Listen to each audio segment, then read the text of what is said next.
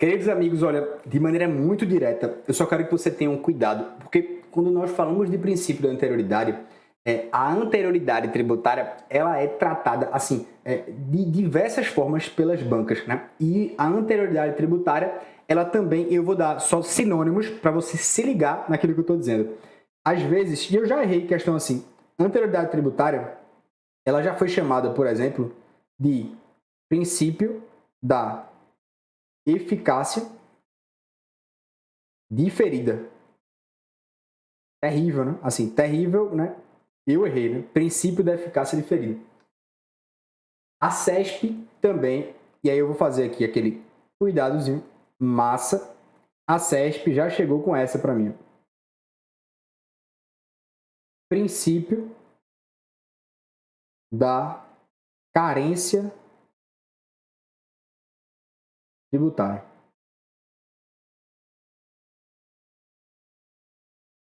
Mas, professor, eu pensava que carente era somente aquela pessoa que tem uma ausência de algo, né?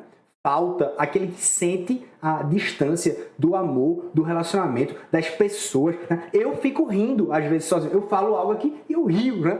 Você é um carente, professor. Eu sou um carente, né? De pessoas de calor humano. Eu sou realmente um carente. Mas eu nunca estudaria que carência tributária tem a ver com anterioridade tributária. Pois é, o CESP correlacionou a carência à anterioridade anual e nonagesimal. Ele tratou como se fossem iguais, mas existem alguns parâmetros que são interessantes ao fazer a leitura. Vamos lá, calma, professor, olha só. O princípio da anterioridade tributária, ele fala tanto da anterioridade anual quanto da anterioridade nonagesimal, tá? E por que isso aqui é importante? Porque eu preciso que você tenha essa compreensão.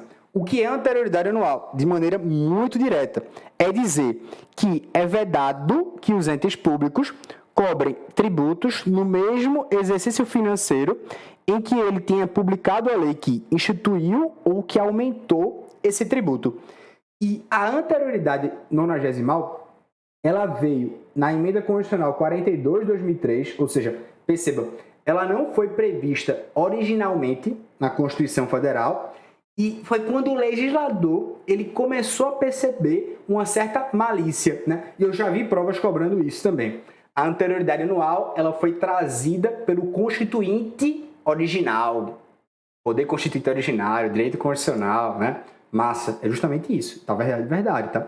Enquanto o princípio da anterioridade nonagesimal, ele é fruto do poder constituinte derivado. Show de bola. E aí, reformador, temporário, é com você. Olha só, perceba. Voltei. Olha só, perceba. Então, o que é a anterioridade nonagesimal? É justamente você ter a decorrência dos 90 dias na data da publicação da lei que houver instituído ou modificado. E aí eu faço um apelo para você, porque a gente teve também isso no que tange as contribuições sociais no artigo 195.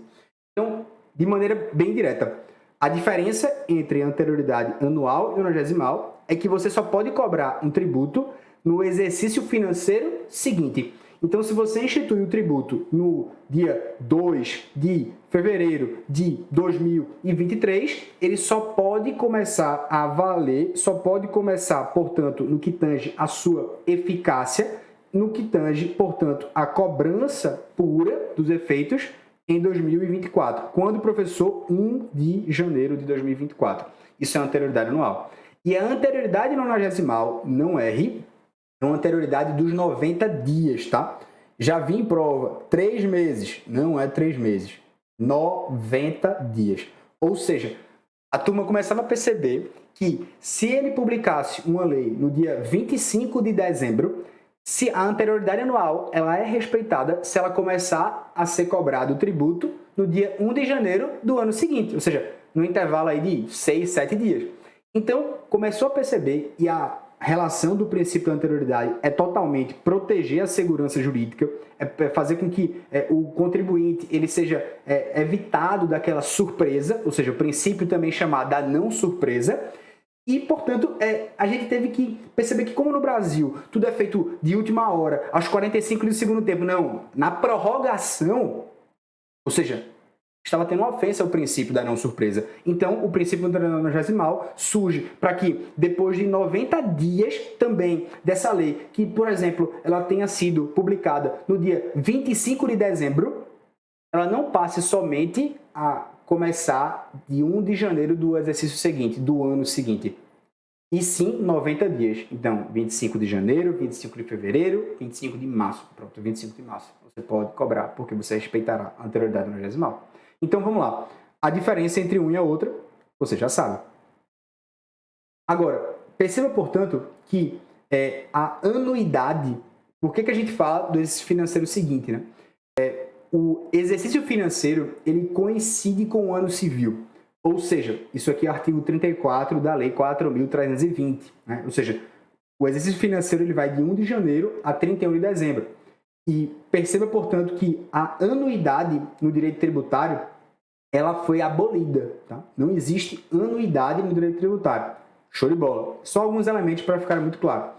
É interessante tratar, porque o STF, ele inclusive, isso aqui já cai em prova, adora cair em prova, ele fala, portanto, que ele é fruto, a anterioridade, ela é inclusive uma cláusula pétrea.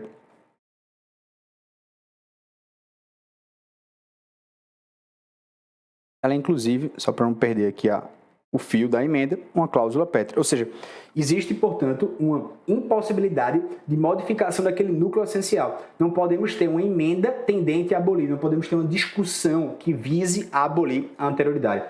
Porque, professor, repito, o princípio da segurança jurídica, ele tem como uma de suas vertentes o princípio da anterioridade.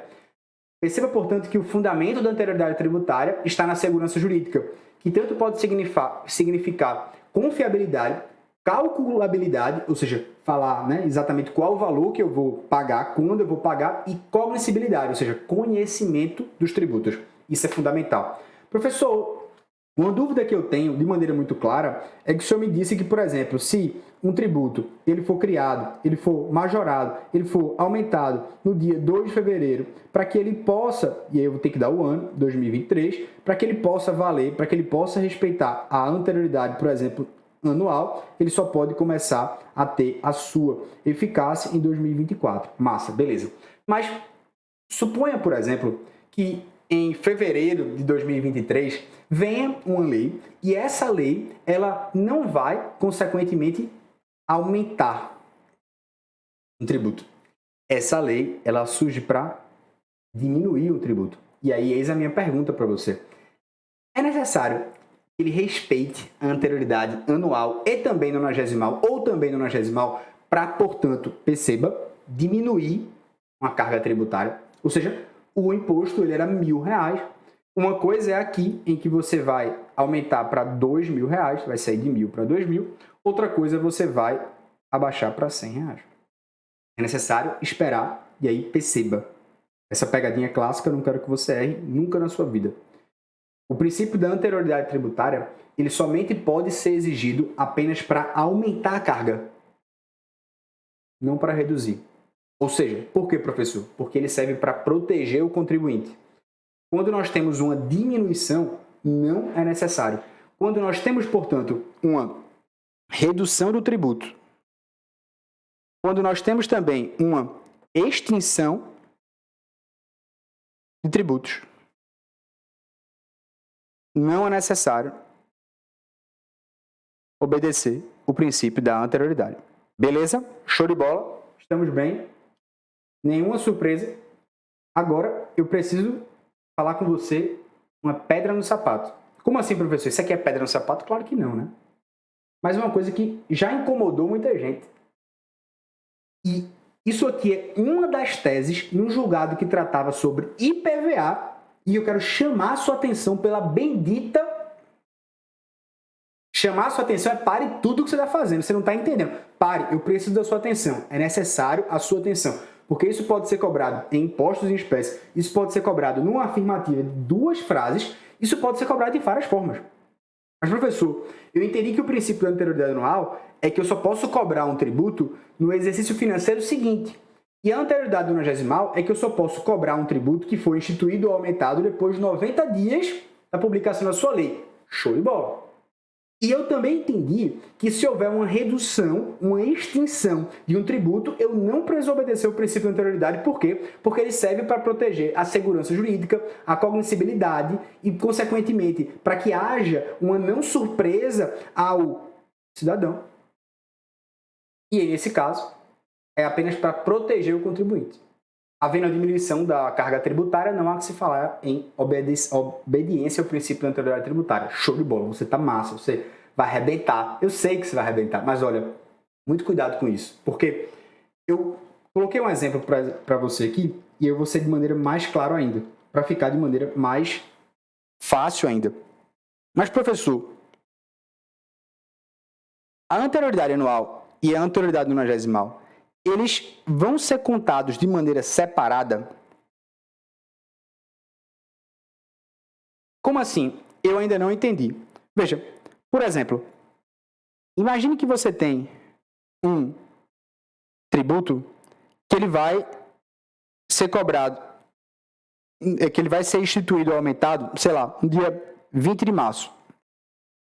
Certo? Veja, se você pensa num tributo que sofreu um aumento, por exemplo, no dia 20 de março, para obedecer a anterioridade anual, você já sabe, 1º de janeiro do exercício financeiro seguinte. Tudo de bola. E a anterioridade nonagesimal, 90 dias. Havia uma tese que ela dizia o seguinte, olha, os princípios de anterioridade anual e nonagesimal, eles devem ser aplicados, via de regra, sim, mas eles têm que ser separados. Eu tenho que usá-los de maneira separadas. Então, significa, portanto, que se houve um aumento dia 20 de março, esse tributo ele só poderá ser cobrado dia 1 de janeiro do exercício financeiro seguinte para obedecer a anterioridade anual. Mas, depois que ele obedece a anterioridade anual, agora começa a contar o prazo de 90 dias. Veja bonitinho. Olha, interpretação massa, joinha, né? Joinha essa interpretação. Ou seja, para ficar de maneira mais clara, 20 de março de 2023, tivemos um aumento. Ele só pode ser cobrado no dia 1 de janeiro de 2024. Para quê? Para obedecer o princípio da anterioridade anual. Aí o bonitinho falava, rapaz, a gente tem que olhar isso aqui de maneira separada. Por quê? Porque e a anterioridade nonagesimal? Ela começa agora. Então, os 90 dias, eles começam agora. Logo, esse tributo só vai poder, fevereiro, março, abril, ser cobrado depois de 30 de abril de 2024.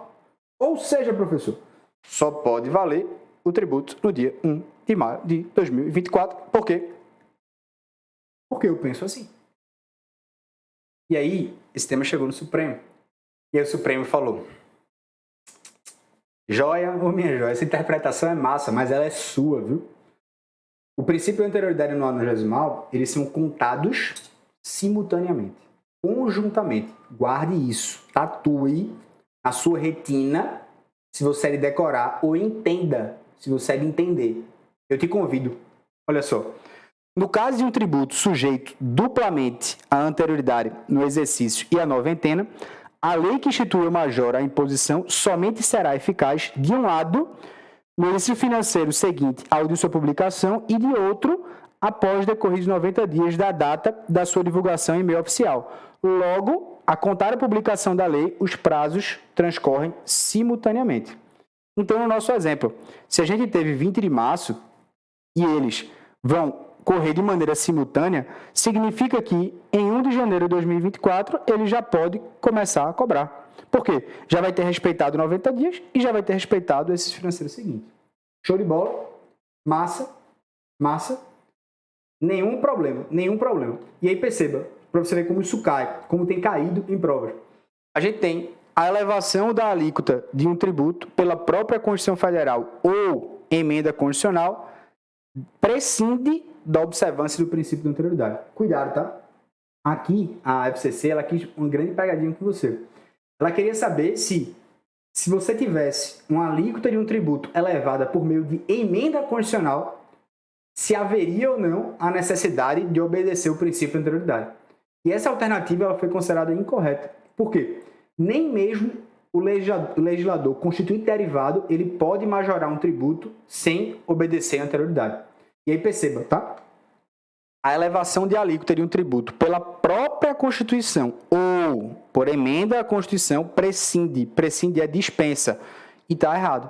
Essa alternativa ela está incorreta. Perceba também que já caiu a prova de juiz substituto sobre os princípios de anterioridade, a quem eles devem obedecer. Não se sujeitam ao princípio de anterioridade. Show de bola. E aí, claro, obviamente a gente vai, de certo modo, aprofundando o que tem que aprofundar. Eu estou mostrando para você a importância de saber, obviamente, o que se submete e o que não submete à anterioridade. Mas, professor, eu não vi isso ainda, eu não estou lendo. Calma. Eu estou querendo tranquilizar.